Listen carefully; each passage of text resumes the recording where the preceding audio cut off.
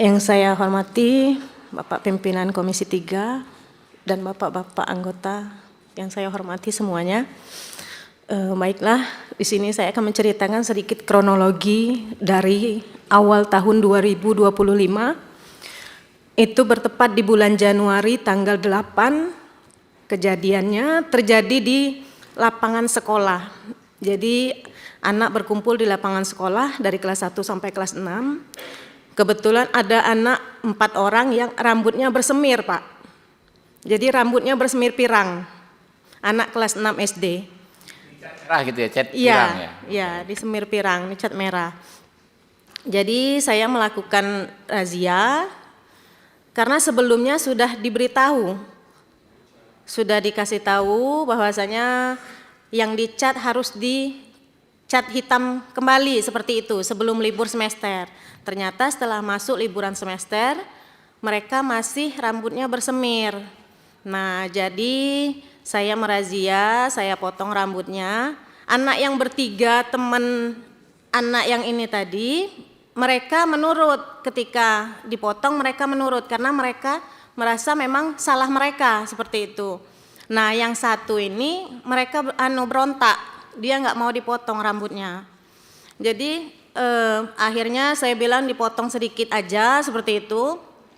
Akhirnya dia mau dipotong. Setelah rambutnya dipotong, dia putar badan itu ngomong kotor, Pak. Jadi setelah dia ngomong kotor, saya refleks, nabok mulutnya. Kamu ngomong apa? Orang tua di sekolah ini ya guru kamu, seperti itu. Kalau di rumah orang tua kamu ya orang tua kamu, tapi kalau di sekolah guru inilah orang tua kamu, seperti itu, Pak. Tapi tidak ada kejadian yang berdarah atau mungkin giginya patah atau seperti apa, tidak. Refleks satu kali dan saya tidak pakai atribut apapun di tangan saya, seperti itu. Nah, dan anak itu masih masuk ke pelajaran selanjutnya. Jadi masih belajar sampai selesai, sampai pulang sekolah masih belajar. Jadi kejadiannya hari Rabu, pulang sekolah mungkin dia ngadu ke orang tuanya. Setelah itu orang tuanya ada datang ke rumah saya. Datang ke rumah saya, dia marah-marah ngomong, apa yang kau anuin dengan anak aku, kata gitu kan.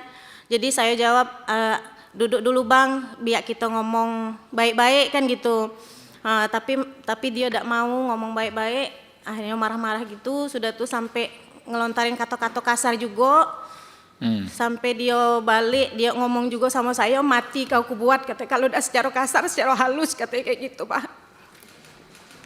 Jadi itu mengancam begitu orang tua, mati kau kubuat, kalau udah secara kasar atau secara halus? Iya, jadi pas hari Kamisnya kepala sekolah memanggil orang tua tersebut. Maksudnya biar mediasi, tapi hari itu saya tidak diperbolehkan ke sekolah sama kepala sekolah. Karena takutnya terjadi apa-apa sama saya gitu. Jadi kepala sekolah berbicara dengan orang tua tersebut, tapi orang tua tersebut tidak mau karena kami sudah mengadukan ini ke proses hukum seperti itu, tidak mau berdamai kayak gitu. Akhirnya diadukannya ke Polsek Kumpe waktu itu. Nah, akhirnya saya dipanggil juga, dapat surat undangan, diwawancarai di sana, dan tanggal ada di situ tanggal berapa? Melakukan mediasi di Polsek, sudah sempat juga melakukan mediasi di Polsek, sudah sempat, tapi memang orang tuanya juga tidak mau. Malahan dia menyebut kalau ada jalur yang tidak melibatkan dinas pendidikan, saya tempuh jalur itu, seperti itu, Pak. Akhirnya kasusnya berlanjut, sampailah ke Polres. Ini saya singkat aja ceritanya, Pak. Nggak apa-apa, detail juga nggak apa-apa. Detail juga nggak apa-apa. Terus. Jadi pada tanggal 13 Januari itu Kabid SD kebetulan dipimpin dengan Pak Sabki, waktu itu sempat datang juga, turun ke desa dan datang ke rumah orang tua tersebut untuk mediasi juga, Pak. Tapi tidak menemui titik temu. Udah itu yang kejadian mediasi di Polsek itu tanggal 22 Januari. Mediasi di Polsek terjadi, ya orang tua mengatakan seperti itu. Kalau ada jalur yang tidak melibatkan dinas pendidikan, saya tempuh jalur itu, katanya. Pada bulan Maret, saya beserta suami naik ke rumah ke ketua adat, ingin menyelesaikan masalah ini, mengajak ketua adat untuk ke rumah orang tua tersebut biar bisa diselesaikan di desa, seperti itu. Tapi ketua adat menolak, ketua adatnya datang sendiri ke rumah orang tua tersebut dan memang tidak ada penyelesaian. Tidak ada penyelesaian. Pada tanggal 12 Maret ada surat panggilan mediasi di Polres, itu juga tidak terlaksana. Kebetulan hari itu saya ada kegiatan, jadi suami yang mewakilkan untuk datang ke Polres. Tapi ketika suami datang ke Polres ternyata pihak orang tua tersebut sudah pulang. Jadi mediasinya tidak terlaksana. Pada tanggal 6 Mei, pihak PGRI Kabupaten Muaro Jambi turun ke Desa Pemataraman. Nah, jadi berharap ada mediasi juga dengan orang tua tersebut, tetapi memang tidak ada penyelesaian. Jadi kebetulan Ketua PGRI-nya Pak Ismianto, Bapak ini mewawancarai semua guru yang ada di sekolah. Seperti itu. Jadi gurunya satu-satu dipertanyakan seperti apa. Saya juga tidak tahu keterangan mereka seperti apa. Sudah itu Bapak ini sempat mau mampir ke rumah orang tua itu, tapi orang tuanya nggak di rumah, jadi nggak jadi. Pada Kamis tanggal 15 Mei saya dipanggil lagi menjadi saksi di Polres Muaro Jambi. Pada tanggal 20 Mei sama seperti itu juga saya dimintai saksi dan saya ditetapkan tersangka pada pada tanggal 28 Mei saya dipanggil juga ke ruangan kepala dinas bersama Bapak Ketua PGRI juga. Di situ juga kami mencari penyelesaian atas kasus ini seperti apa. Dan pada hari itu juga saya ditetapkan sebagai tersangka di Polres Muaro Jambi. Dan pada bulan Juni itu saya sudah mulai wajib lapor di Polres Muaro Jambi. Pada awalnya wajib lapor itu 2 kali dalam seminggu, hari Senin dan hari Kamis. Setelah berjalan 1 bulan, saya wajib lapor 1 kali seminggu di hari Kamis. Pada hari Senin tanggal 18 Agustus, Ketua PGRI beserta pengawas SD, beserta kepala sekolah, dan Ketua PGRI Kecamatan juga hadir di rumah orang tuanya.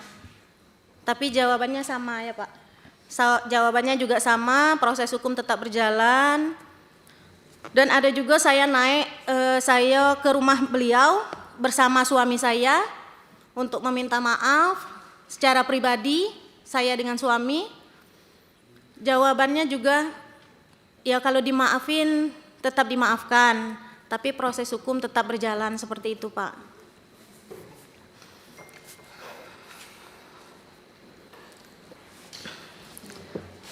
Dan pada tanggal 17 November, saya dan seluruh Kades di Kumpe menghadap ke Bapak Bupati Muaro Jambi untuk mengurus kasus suami saya. Untuk mengurus kasus suami saya sekaligus menyelesaikan permasalahan saya. Jadi di situ disarankan dengan Pak Bupati untuk menulis surat permohonan. Surat permohonan saya layangkan tanggal 25 November ke Kabak Hukum Muaro Jambi. Dan pada tanggal 9 Januari kemarin saya diundang oleh Kesbangpol untuk menindaklanjuti masalah saya. Di situ saya disarankan untuk meminta maaf kembali sekaligus menulis surat permohonan maaf secara tertulis. Akhirnya saya naik lagi ke rumah beliau pada tanggal 12 Januari meminta maaf secara pribadi, meminta maaf dengan rendah hati, dan saya mengatakan jika ada yang bisa saya lakukan untuk menyelesaikan masalah ini, saya akan lakukan. Dan jika saya harus tidak mengajar lagi di SD itu, saya pun ikhlas. Saya bilang seperti itu dengan orang tuanya.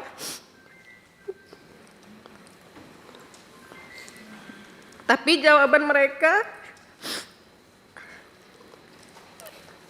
kami mau berembuk keluarga dulu, besok pagi saya kasih keputusannya. Tapi keputusan itu tidak ada sampai hari ini.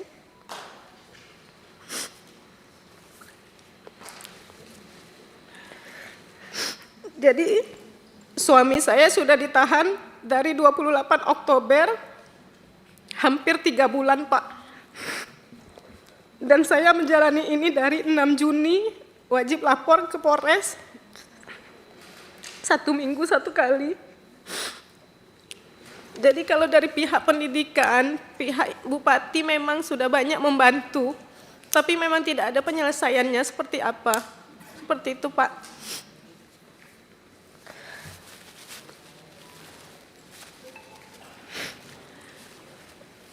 Saya berharap di sini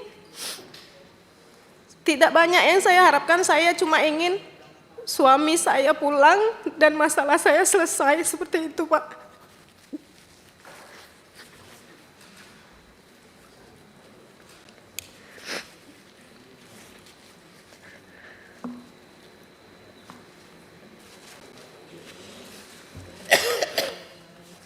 Terima kasih Pak. Oke, Bu. Mungkin Pak Didi.